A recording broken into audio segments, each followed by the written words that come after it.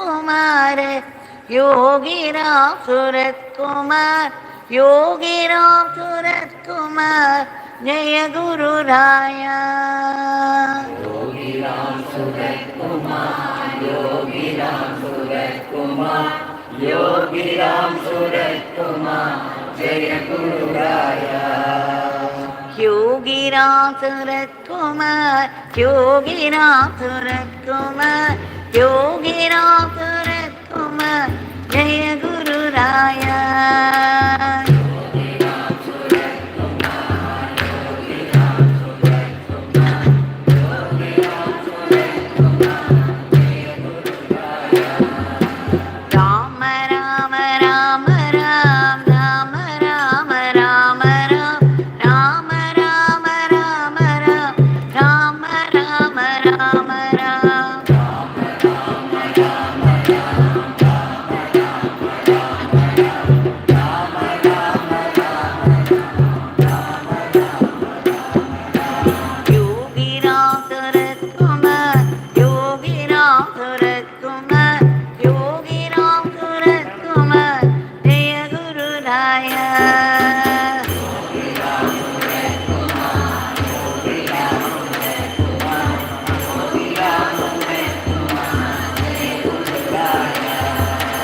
Ram Ram Ram Ram Ram Ram Ram Ram Ram Ram Ram Ram Ram Ram Ram